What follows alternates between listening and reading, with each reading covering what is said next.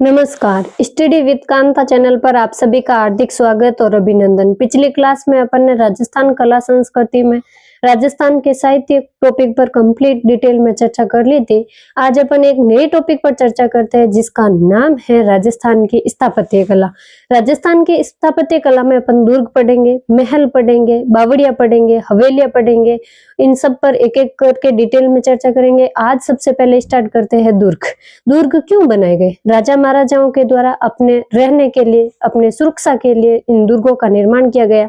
सेना को रखने के लिए और राज्य की सुरक्षा के लिए भी इन दुर्गों का निर्माण किया गया था। आपको पूछ ले कि अपने सब भारत में सबसे अधिक दुर्ग कहाँ है, पूछे आपको तो महाराष्ट्र में। महाराष्ट्र में सबसे अधिक दुर्ग है। महाराष्ट्र के बाद में पूछे तो मध्य प्रदेश में, और मध्य प्रदेश के बाद में अपने राजस्थान का नंबर आता है, और राजस्थान में तीसरे नंबर पे सबसे ज्यादा दुर्ग देखने को मिलते हैं। आपको पूछे कि अपने दुर्ग को सबसे पहले दुर्गों का वर्गीकरण किस में मिलता है अपन को, तो मनु स्मृति में आचार्य मनु के द्वारा सबसे पहले दुर्गों का वर्गीकरण किया गया। और मनु स्मृति ने, आचार्य मनु ने गिरि दुर्ग को सबसे अच्छा दुर्ग बताया। तो आचार्य मनु ने कौन से दुर्ग को सबसे सर्वश्रेष्ठ दुर्ग बताया, तो गिरि दुर्ग हो जाएगा। ठीक है। उसके बाद में आचार्य कौटिल्य। आचार्य कौटिल्य जिन्हें चाणक्य के नाम से या विष्णुगुप्त के नाम से भी जाना जाता है, इन्होंने दुर्गों की 4 भाग बताए, दुर्गों की 4 श्रेणियां बताई है। कौन कौन सी पूछे आपको, तो पर्वत दुर्ग। पर्वत दुर्ग नाम से भी स्पष्ट है, या तो किसी पहाड़ी, पर्वत या पठार पे स्थापित है। ठीक है। जिसकी स्थापना है जो किसी पर्वत पर हो, या फिर किसी पठार पर हो, या फिर किसी पहाड़ी पर हो, तो उसे कहते हैं अपन पर्वत दुर्ग।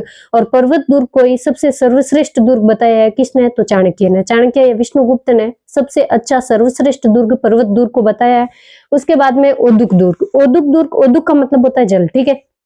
ओदुक दुर्ग मतलब जो जल से, चारों ओर से जल से घिरा हुआ हो, जैसे कि अपने झालावाड़ का स्थित है गागरोन दुर्ग, जो कि ओदुक दुर्ग की श्रेणी में आता है। इसके अलावा धानवन्य दुर्ग। धानवन्य का मतलब होता है मरुस्थल, एक तरीके से जो कि मरुस्थल से चारों ओर से घिरा हुआ हो, जैसे कि अपने जैसलमेर दुर्ग है, जो अपने धानवन्य दुर्ग का सबसे अच्छा उदाहरण है। मैगजीन दुर्ग हो जाएगा अपने नागौर का। और इसके अलावा आपके वन दुर्ग। वन दुर्ग जिसके चारों ओर वन हो। ठीक है। तो ये 4 श्रेणियां किसने बताई है, तो आचार्य कौटिल्य ने। ठीक है। इसके बाद में आचार्य शुक्र आए, जिन्होंने अपनी शुक्र नीति में अपने दुर्ग की 9 श्रेणियां बताई। कौन कितनी श्रेणियां बताई, तो 9 श्रेणियां। आपको पूछ भी सकते हैं कि शुक्र नीति में आचार्य शुक्र के द्वारा कितनी श्रेणियां बताई गई, तो 9। जबकि कौटिल्य द्वारा कितनी बताई गई थी, तो 4 श्रेणियां। ठीक है। आचार्य शुक्र ने 9 श्रेणियों में से सबसे पहले अपने गिरि दुर्ग। सबसे ज्यादा दुर्ग अपन को गिरि दुर्ग ही देखने को मिलते हैं। अपने राजस्थान में जो अधिकांश दुर्ग है वो गिरि दुर्ग है, किसी न किसी पहाड़ी पर बने हुए हैं। ठीक है। गिरि दुर्ग। धानवन्य दुर्ग जो कि मरुस्थल, जिसके चारों ओर मरुस्थल हो, वो धानवन्य दुर्ग। अपने जैसलमेर दुर्ग इसका सर्वश्रेष्ठ उदाहरण जैसलमेर दुर्ग हो जाएगा। इसके अलावा अपने मैगजीन दुर्ग हो जाएगा। जल दुर्ग जो कि अभी बताया, झालावाड़ का गागरोन दुर्ग है जो जल दुर्ग है। चित्तौड़गढ़ भी हो जाएगा।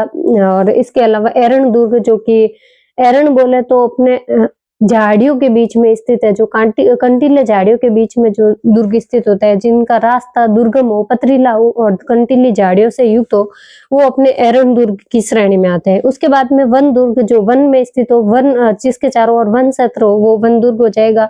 पारिक दुर्ग। पारिक से ख याद रख लेना, पीछे से ख को पकड़ लेना, ख मतलब खाई हो जाएगा। ठीक है। जिसके चारों ओर खाई हो ना, वो है अपने पारिक दुर्ग की श्रेणी में आते हैं। इसका सर्वश्रेष्ठ उदाहरण पूछे तो लोहागढ़ दुर्ग है, जो अपने पारिक दुर्ग का सर्वश्रेष्ठ उदाहरण है। और इसके अलावा पारिद दुर्ग। पारिद से आपको याद रख लेना परिधि। परिधि बोले तो जिसके चारों ओर का परकोटा हो, जिस दुर्ग के चारों ओर परकोटा हो। अधिकांशतः दुर्ग ऐसे है जिसके चारों ओर परकोटे बने हुए हैं, तो वो सारे दुर्ग है जो अपने पारिद दुर्ग की श्रेणी में आते हैं। ठीक है। इसके अलावा सैन्य दुर्ग। सैन्य दुर्ग जहाँ सेना ठहरती हो, वो सैन्य दुर्ग हो जाएगा। इसके अलावा शाही दुर्ग, जहाँ सूरवीर रहते हो, वो अपने शाही दुर्ग हो जाता है। तो ये अपने 9 श्रेणियां बताई है किसने, आचार्य शुक्र ने अपनी शुक्र नीति में अपने दुर्ग की 9 श्रेणियां बताई है, जिसमें ये 9 श्रेणियां थी। ठीक है। आपको पूछ ले कि अपने यूनेस्को की विश्व धरोहर में अपने राजस्थान के कितने किले सम्मिलित है, तो अपने राजस्थान के 6 दुर्ग है, जो जिसे 2013 में यूनेस्को की विश्व धरोहर सूची में शामिल किया गया था। कौन कौन से है पूछे तो इसकी ट्रिक आप सबको पता है। गाजर चीकू आम, गा से गागरोन हो जाएगा, जा से जैसलमेर हो जाएगा, र से रणथंभौर हो जाएगा, च से चित्तौड़गढ़ हो जाएगा, कू से कुंभलगढ़ हो जाएगा, और आम से आमेर हो जाएगा। ठीक है। तो गाजर चीकू आम, गागरोन, जैसलमेर, रणथंभौर, चित्तौड़गढ़, कुंभलगढ़ और आमेर, ये है अपने यूनेस्को की विश्व धरोहर सूची में शामिल है। ठीक है। इसके बाद मैं आपको पूछ ले सबसे पहले स्टार्ट करते हैं अपन मेहरानगढ़ दुर्ग से, क्योंकि ये मेरे जिले में जोधपुर में मेहरानगढ़ दुर्ग पूछ ले आपको, इसके बारे में डिटेल में पढ़ते हैं। सबसे पहले मेहरानगढ़ दुर्ग है कहाँ पे पूछे आपको, तो चिड़ियाटूग पहाड़ी पे। चिड़ियाटूग पहाड़ी कहाँ पे, जिसे पंचेटिया पहाड़ी भी कहते हैं, पंचेटिया हिल्स। चिड़ियाटूग पहाड़ी अपने जोधपुर में है, जहाँ पे चिड़ियानाथ जी तपस्या करते थे, ऐसी कहानी बताई जाती है। और वहां पे फिर जोधा के द्वारा उस क्षेत्र पर दुर्ग बनाने का आदेश दिया जाता है। तब चिड़ियानाथ जी है जो उनको उठा दिया जाता है वहां तपस्या करते समय, तो उस समय उनके द्वारा श्राप दे दिया जाता है। ऐसी आपने कहानियां सुनी होगी, लेकिन अपन कहानियों पे नहीं जाएंगे, अभी एग्जाम नजदीक है। तो अपन सबसे पहले चर्चा कर लेते हैं सीधे, बिना टाइम इधर उधर की बातें किए हुए। सबसे पहले अपने चिड़ियाटूग पहाड़ी ये पंचेटिया पहाड़ी पर स्थित है। इसका मतलब ये अपने किस श्रेणी का दुर्ग हो गया, एक तो अपने गिरि दुर्ग हो गया, क्योंकि ये पंचेटिया पहाड़ी पर स्थित है। गिरि दुर्ग की विशेषता ये थी कि या किसी पर्वत या किसी पहाड़ी या किसी पठार पर स्थित होगा। तो ये देखो चिड़ियाटूग पहाड़ी पर स्थित है अपने मेहरानगढ़ दुर्ग। इसके उपनाम क्या है पूछे आपको, तो इसे मयूर ध्वजगढ़ कहते हैं। सबसे पहले तो मेहरानगढ़ नाम ही क्यों पड़ा इसका, मेहर का मतलब क्या होता है, सूर्य।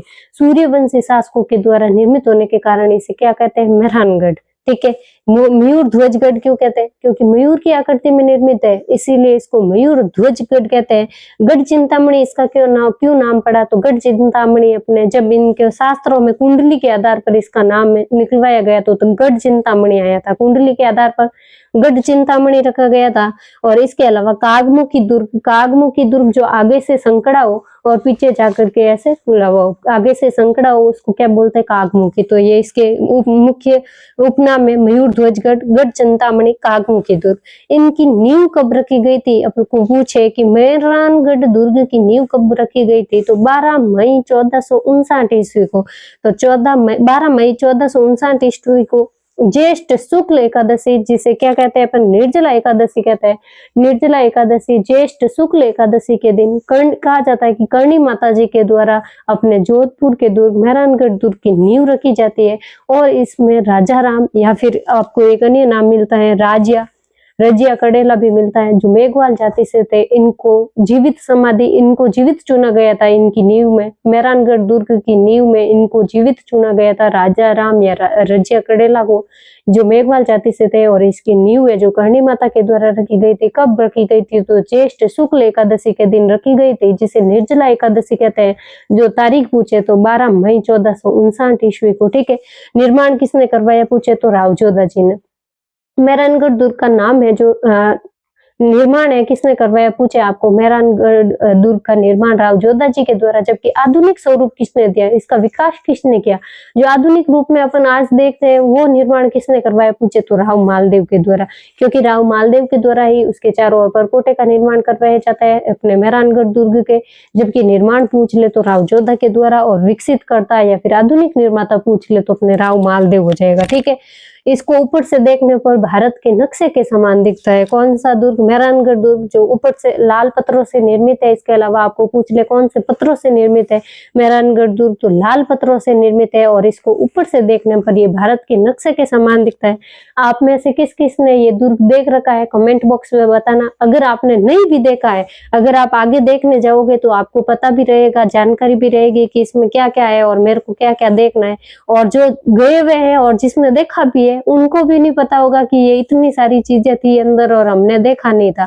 तो आप अभी देख लीजिएगा, जिसने नहीं देखा है वो सबसे पहले ये देखो, भारत की आकृति के समान, भारत के मानचित्र के समान इसका दृश्य देखने को मिलता है। अपन ऊपर से देखते हैं तो ये कोई भारत का मैप नहीं है, ये भारत का मानचित्र नहीं है, ये है अपनी आकृति किसकी, मेहरानगढ़ दुर्ग की आकृति है।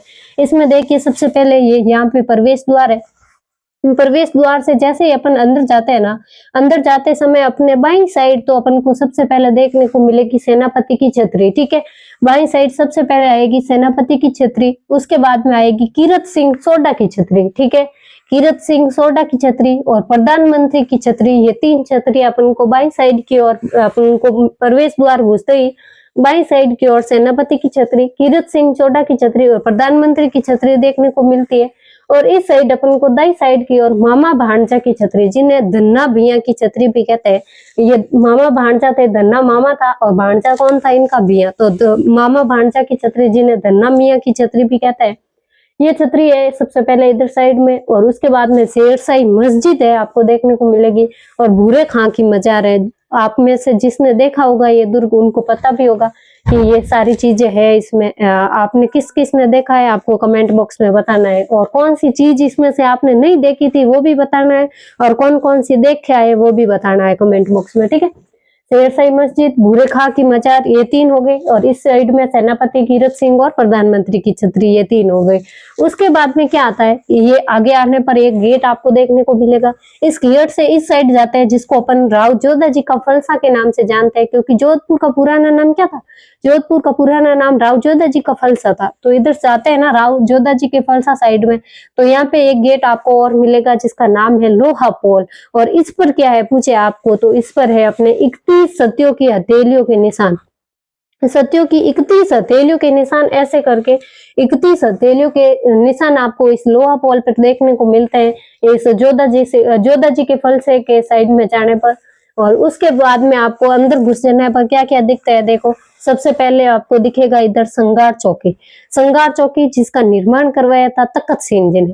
दुर्ग का निर्माण कौन करवा रहा है, दुर्ग का निर्माण तो राव जोधा करवा रहा है, लेकिन इसमें संगार चौकी है उसका निर्माण तखत सिंह जी करवा रहे हैं। ये संगार चौकी है जो एक तरह सफेद संगमरमर से निर्मित है, और सफेद संगमरमर से निर्मित एक सिंहासन है, सफेद संगमरमर पत्थरों का एक सिंहासन है, जिस पर क्या होता था पूछे आपको, तो अपने मारवाड़ के शासकों का राज तिलक होता था। और इसका निर्माण किसने करवाया था, तो तखत सिंह जी ने। ये संगार चौकी है, जबकि संगार महल है जो आप पढ़ोगे किसमें, चित्तौड़गढ़ दुर्ग में, ठीक है। कंफ्यूज नहीं होना है, संगार चौकी है ये, ना कि संगार महल है, ठीक है। ये हो गया संगार चौकी। और उसके बाद में अपने फूल महल, फूल महल का निर्माण किसने करवाया था पूछे आपको, तो अभय सिंह जी ने करवाया था, ना कि तखत सिंह जी ने, ना कि राव जोधा ने, ना कि राव मालदेव ने। किसने करवाया, अभय सिंह जी ने फूल महल का निर्माण करवाया। उसके बाद में आता है अपन को चौखेलाव महल देखने को मिलता है। चौखेलाव महल की चर्चा अपन ने की थी, राजस्थान की चित्रकला पढ़ी उस समय भी किया था कि चौखेलाव महल जिसका निर्माण करवाया था राव मालदेव ने। और इसमें 2 चित्र देखने को मिलते हैं। कौन कौन से चित्र थे आपको मैंने बताया भी थे चित्रकला के दौरान, कि एक तो राम रावण युद्ध का चित्र था, और एक कौन सा चित्र था आपको पूछे तो राम रावण युद्ध और सप्तशती का चित्र था, जिसमें जिसका निर्माण किसने करवाया था, तो पूछे आपको तो राव मालदेव के समय किया गया था। इस वो दोनों है जो अपने चौखेलाव महल में देखने को मिलते हैं, और चौखेलाव महल का निर्माण है जो राव मालदेव के द्वारा करवाया गया। उसके बाद में अपन को मिलता है मोती महल, मोती महल भी है। इसके अलावा तलहटी महल, तलहटी महल का निर्माण किसने करवाया था, मेहरानगढ़ दुर्ग में तो सूर सिंह के द्वारा तलहटी महल का निर्माण करवाया जाता है। तो ये महल याद रखने, फूल महल, चौखेलाव महल, मोती महल और तलहटी महल। अभी तो आपको सरल लग रहा होगा, ये सारे महल भी याद हो जाएंगे, लेकिन जब आप जयगढ़ दुर्ग के महल पढ़ोगे, जब आप अमेर दुर्ग के महल पढ़ोगे, जब आप गागरोन दुर्ग के महल पढ़ोगे, जब आप सभी दुर्गों के, राजस्थान का ऐसा एक भी जिला नहीं है जिस पर किला नहीं है, ऐसा कोई भी जिला नहीं है जिस जिले में कोई किला नहीं है, ठीक है। अगर कोई हो तो आप कमेंट बॉक्स में बता देना, ठीक है। पुराने 33 जिलों के अनुसार बोल रहे हो, 33 जिलों में ऐसा कोई भी जिला नहीं है जहाँ कोई किला नहीं है। और इन सब में सबके महल पढ़ोगे ना आप तो सब खिचड़ी पक जाएगी और कंफ्यूज हो जाओगे, इसलिए आपको बार बार पढ़ना है। और इसमें है जो फूल महल, चौखेलाव महल, मोती महल और तलहटी महल का संबंध किस दुर्ग से पूछे आपको, तो मेहरानगढ़ दुर्ग से, ठीक है। इसके अलावा आनंद घन मंदिर भी है यहाँ पे, आनंद घन मंदिर और मुरली मनोहर मंदिर। हालांकि अपने चामुंडा माता, नागनेची माता, करणी माता और माँ दुर्गा का भी मंदिर है, वो अपन अभी पढ़ेंगे। उसके अलावा आपको आनंद घन व मुरली मनोहर मंदिर भी देखने को मिलता है। इसके अलावा इधर साइड में आप आओगे तो रानीवाड़ा तालाब है। कौन सा तालाब है, रानीवाड़ा तालाब है अपने इस साइड में, और रानीवाड़ा तालाब। इसके अलावा ये नीचे इधर आओगे तो आपको रानीसर तालाब देखने को मिलेगा। रानीसर तालाब जो कि अपने जोधा की रानी जसमादे के द्वारा करवाया गया था, राव जोधा की रानी जसमादे के द्वारा रानीसर तालाब का निर्माण करवाया जाता है। और रानीसर तालाब के इस साइड में देखोगे तो मान प्रकाश संग्रहालय, मान प्रकाश संग्रहालय चित्रकला के समय अपन ने और चर्चा की थी कि अपने संस्थान कौन कौन से चित्रकला से संबंधित, तो उसमें मान प्रकाश संग्रहालय आया था जो कि अपने जोधपुर में, जोधपुर में भी मेहरानगढ़ दुर्ग में है, ठीक है। इसके अलावा पूछ ले आपको कि इसमें क्या क्या है, तो इसमें ये देखो तोहफे रखी हुई है। कौन कौन सी तोहफे, बहुत सारी तोहफे है, जिनमें सबसे पहले आपको दिखेगी किलकिला तोप। हालांकि इनका कोई क्रम नहीं है, फिर भी आपको याद रखना है कि बहुत सारी तोपें कौन कौन सी, आपको क्वेश्चन पूछा हुआ है काफी बार की गजनी है, धूड़धानी है, गजनी है, धूड़धानी है, और इसके अलावा नुसरत है, गुब्बारा है। इन तोपों का संबंध कौन से किले से है, किस किले में रखी गई है ये तोपें, तो अपने मेहरानगढ़ में हो जाएगी। तो सब याद रखना है, किलकिला तोप, समूह बाण तोप, रहस्य कला तोप, कड़क बिजली तोप, गजनी तोप, भवानी तोप, गज्जक, इसके अलावा बिच्छू बाण तोप, धूल धानी, जमजमा, नुसरत, गुब्बारा, मीर बख्श और नागफली, ये सभी आपको तोहफे किस दुर्ग में देखने को मिलती है, तो वो है अपने मेहरानगढ़ दुर्ग में। ठीक है, किलकिला, शंभू बाण, रहस्य कला, कड़क बिजली, गज्जक, भवानी, गजनी, बिच्छू बाण, धूल धानी, जमजमा, नुसरत, गुब्बारा, मीर बख्श और नागफली। ठीक है, ये सारी तोहफे काफी मिलते हैं आपको मेहरानगढ़ दुर्ग में। इसके बाद में आप आने पे, ये देखो ये रास्ता इधर से आकर के आपने महल देख लिए, महल के बाद में आपने देख लिया रानीवाड़ा महल भी देख लिया, रानीवाड़ा महल के बाद में आपने रानीसर तालाब देख लिया, मान प्रकाश संग्रहालय देख लिया। सबसे लास्ट में जब आप ये इधर सीढ़ियों से होकर के आओगे तो यहाँ पे आपको मंदिर देखने को मिलेगा, चामुंडा माता का मंदिर। चामुंडा माता के मंदिर के पास ही नागनेची माता और करणी माता और माँ दुर्गा का भी मंदिर मूर्ति रख रखी है। वहां पे आपको भव्य चामुंडा माता का मंदिर देखने को मिलेगा इस जोधपुर के मेहरानगढ़ दुर्ग में। तो फिर ये हो गया आपका दृश्य पूरा मेहरानगढ़ दुर्ग का। तो क्या क्या है इसमें, सेनापति जी की छतरी, कीरत सिंह सोडा की छतरी, प्रधानमंत्री की छतरी, मामा भाणजा जी से धन्ना मियां की छतरी, शेरशाही मस्जिद है, भूरे खां की मजार है, संगार चौकी है जिसका निर्माण करवाया था तखत सिंह ने। संगार चौकी एक तरह का क्या है, सिंहासन है, सफेद संगमरमर से निर्मित है, जहाँ पे मारवाड़ के शासकों का होता था, राज तिलक होता था। इसके अलावा रानीवाड़ा महल हो जाएगा, रानीसर तालाब जिसका निर्माण करवाया था आपने जसमादे के द्वारा, चामुंडा माता मंदिर, करणी माता मंदिर, माँ दुर्गा का मंदिर। इसके अलावा ये इतनी सारी तोपें हैं, फूल महल है, चौखिलाव महल है, मोती महल है और तलहटी महल है। इसके अलावा क्या है कि इस दृश्य को देखने पर आपको क्या मन में आता है, इसी प्रकार को जब विदेशी इतिहासकार आते हैं अपने जोधपुर में, जब वो इन दुर्ग को देखते हैं, इस दुर्ग को, तो उनके मन में जो विचार आए वो उन्होंने कथन में बोल दिए और वो आज भी अपन को पढ़ने पड़ रहे हैं। सबसे पहले है जैकलिन कैनेडी। जैकलिन कैनेडी ने जब ये मेहरानगढ़ दुर्ग देखा अपना, तब उसने कहा कि ये तो अपने दुनिया का 8वां अजूबा है। 7 अजूबे तो मैंने देख लिए, लेकिन 8वां अजूबा अगर मेरे को कहीं देखने को मिलता है तो वो है अपना मेहरानगढ़ दुर्ग। तो मेहरानगढ़ दुर्ग को 8वां अजूबा किसने कहा था, तो जैकलिन कैनेडी ने अपने मेहरानगढ़ दुर्ग को 8वां अजूबा कहा था। ठीक है, उसके बाद में आता है रुडयार्ड किपलिंग। रुडयार्ड किपलिंग क्या कहता है कि ये दुर्ग तो आदमी तो बना ही नहीं सकता, ये तो या तो किसी फरिश्तों देवताओं ने बनाया है या किसी परियों ने बनाया है, ये तो आदमी बना ही नहीं सकता। इतना भव्य दुर्ग कोई आदमी बना सकता है क्या? उसने रुडयार्ड किपलिंग ने क्या कहा, ये दुर्ग तो किसी परियों, देवताओं और फरिश्तों द्वारा निर्मित है। किस दुर्ग को? मेहरानगढ़ दुर्ग को बोला है। ठीक है, इसके अलावा कर्नल जेम्स टॉड आते हैं। कर्नल जेम्स टॉड आकर के कहते हैं ये दुर्ग तो किस काम आएगा, जब जोधा जी का बेटा इस सल्तनत पर निगरानी रखनी होगी, तब इस जाली झरोके और खिड़कियों से निगरानी आराम से रख पाएगा, इसीलिए जोधा जी ने इसका निर्माण करवाया। ऐसा कौन बोलता है? तो कर्नल जेम्स टॉड। ठीक है, कर्नल जेम्स टॉड बोलता है कि राव जोधा के पुत्र इस दुर्ग की जाली झरोकों से और इस खिड़कियों से अपनी सल्तनत पर आधिपत्य रख सकेंगे, इसलिए इसका निर्माण हुआ है। ठीक है, जबकि आपको पूछ ले कि इस दुर्ग का परकोटा किसने बनाया था, हालांकि मैंने बता दिया इस दुर्ग का परकोटा और चौकेलाव महल का निर्माण है जो किसने करवाया था, राव मालदेव के द्वारा करवाया जाता है। और चौकेलाव महल में राम रावण युद्ध और सप्तशती का चित्र आपको देखने को मिलता है। और वर्तमान में इस दुर्ग का संचालन कौन करता है? ये जोधपुर के राज परिवार की एक निजी संपत्ति है और वर्तमान में इसका संचालन अपने मेहरानगढ़ म्यूजियम ट्रस्ट के द्वारा किया जाता है। मेहरानगढ़ म्यूजियम ट्रस्ट के द्वारा इस दुर्ग का संचालन किया जाता है और ये जोधपुर के राज परिवार की निजी संपत्ति के रूप में है वर्तमान में। तो आपको भी अगर ऐसा कोई दुर्ग बनाना है अपनी निजी संपत्ति से तो बना सकते हो। और तो आज अपन ने चर्चा कर ली है, सामान्य चर्चा अपने स्थापत्य कला में दुर्गों पर, और इसके अलावा अपन ने मेहरानगढ़ दुर्ग को कंप्लीट पढ़ लिया है। आपको क्लास कैसी लगी है? अगर आपको क्लास पसंद आई है तो लाइक करिएगा, कमेंट करिएगा और अपने दोस्तों के साथ शेयर कीजिएगा। और क्लास में नए हैं तो चैनल को सब्सक्राइब कीजिएगा। और क्लास की पीडीएफ चाहिए तो अपने टॉपिक एंड होते ही टेलीग्राम चैनल पर आपको टाइम टू टाइम पीडीएफ उपलब्ध होती होगी।